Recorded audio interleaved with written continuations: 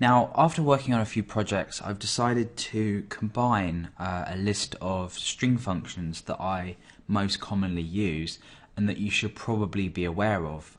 If you don't use these in any projects, it would surprise me somewhat, obviously depending on what you're doing, but you know, the majority of these, or all of them, you should at least know about. And I'd say definitely 6 out of the 7 you should be using on a regular basis if you're doing any sort of worthwhile project. So I'm basically haven't planned anything out. I'm just going to run through the list and try and sort of make up some examples on the spot, and then we can, you know, sort of take a look at what they do, you know, how they should be used, where they should be used, etc., etc. So the first one is string length, to determine the length of a particular string. Now you might think that this is only used, say, in form validation, but it's not. It can also be combined with the next function that I'm going to go over, and that's substring. But we'll take a look at string length first, or strlen, as most PHP functions are shortened this way.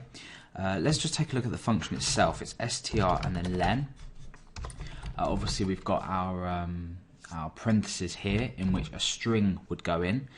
So if I was to say strlen Alex and echo that out, this function will return an integer, and that will be the amount of characters are in a particular string you pass through.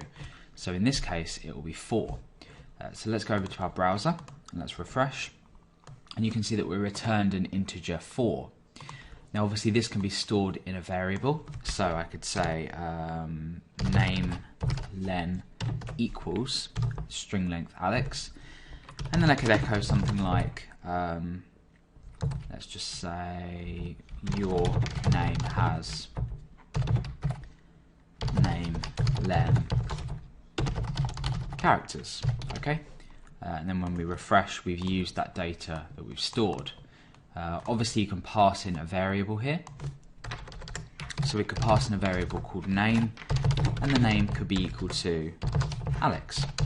So we can use this function, you know, any way we want, as we would normally pass through you know, variables into a function.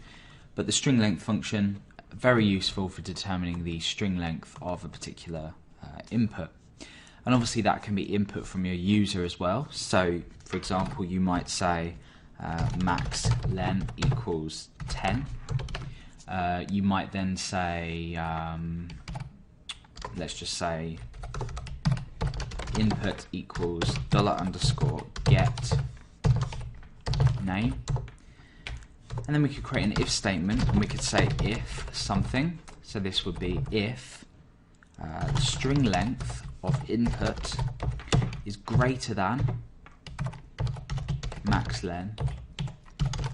We could echo out, sorry, too long. Otherwise we could just echo okay. So if we refresh, obviously we've got an undefined index here and we've got an OK message. Obviously we haven't validated properly. If we were to pass our parameter name, if I did Alex, that would be okay.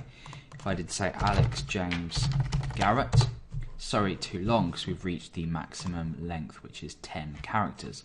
So we can use this in a variety of ways, but obviously if at any point while you're creating or writing code, the fact that you need a string length in you know, for form validation or whatever, then obviously strlen is the function to use. The next is substring. I'll move quite quickly on because I explained that too much, I think. Substring, which takes a chunk of a string and only outputs that out. So let's say name equals, oh dear, name equals Alex James Garrett.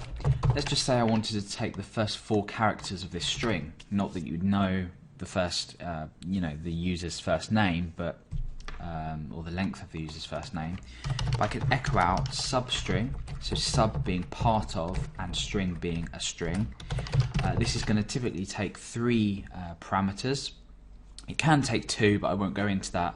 I always prefer to specify 3, it just makes a lot more sense. And I'm going to say name, the starting point, and how many characters you want to say snip from that point.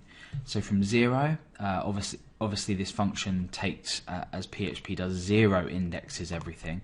So this would be 0, this would be 1, L would be 1, E would be 2, and X would be 3. So I want to take 4 from 0, I believe 4 there. So 4 characters starting from 0, including that character. So 0, 1, 2, 3, but we've actually taken 4 from 0. So not really complicated, but you know, it can get any explanation.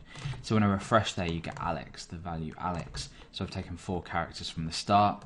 Again, we could bump that up to say 9, and you can see that, you know, we get that without the S because we've only selected 9 characters. Now, earlier in the tutorial, I said that we can combine strlen and substring. Now, let's just say you just want to display an article, for example, a preview of an article, so the preview text of an article, and you wanted to cut it off at a certain point. So I'm going to say body equals, this is an article. It's quite, just escape that character with a backslash, it's quite long. And could go on for some time, leaving you no room on the page. Okay, just as an example. So if we go ahead and echo out body and refresh, you can see that we just get that text. Now what we want to do is, if this is longer than a certain amount of characters, we want to snip it off at the end and add a few dots. So what we can actually do is we can say body equals, and we can say if the string length of body, so we're reassigning the text to body, but we're checking the string length at the same time. So if the string length of body is greater than 10, so, or let's say 20, greater than 20, then we want to set body to substring body 0, 20, and then we want to concatenate on 3 dots, otherwise body. So let me just take a while to explain this because the syntax might be unfamiliar to you. What we're saying here is we're saying assign this value to body, i.e. the cut down version of body, so 20 characters with dots on the end, if the string length of body is greater than 20. Otherwise, just give body. That would mean it would be less than 20 characters. So if, for example, now I go and refresh, you can see that it's cut it down. Well, we've got a space here, so it makes it look a bit awkward. But let's change this to 25 and change this to 25 and refresh. Okay, so this is an article, and we've cut ourselves off. That's because it's greater, the string length is greater than 25. If, for example, I just have this is an article and I refresh, you see that the dots aren't present because the string length is less than 25 characters. So we can combine these two functions. They're, you know, extremely useful to be combined to sort of cut down an amount. If you are, you know, displaying a preview text of an article, for example, that's recently what I've used it for. And then maybe here you could add sort of like a read more link or something like that. You know, it's optional, but the functionality is there, and it's extremely, you know, easy logic if you think about it. Okay, so the next function that we're going to look at is str to lower. Now we do have an str to upper function as well, but I don't commonly use this, although it's sort of, you know, the same thing. I don't commonly use this. So str to lower converts the string that's provided within the parentheses to lowercase. So for example, name equals Alex with a capital A, which we always tend to provide names with capital letters. So I'm going to echo str to lower name. So let's go to our browser and refresh, and you can see that my name has been completely converted to lowercase.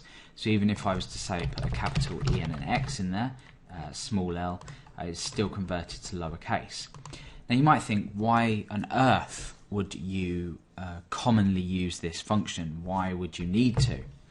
Well, really I can't demonstrate in code, but the theory is if you're storing, say, a username, so if, for example, I signed up on a forum and my username was Alex James Garrett, okay?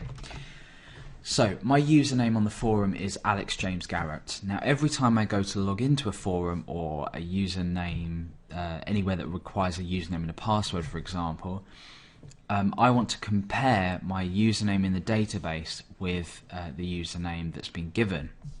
Or for example, anywhere else that matter that my username may be typed in. For example, it might be typed in an email form, or someone might want to go and send me a private message on a forum.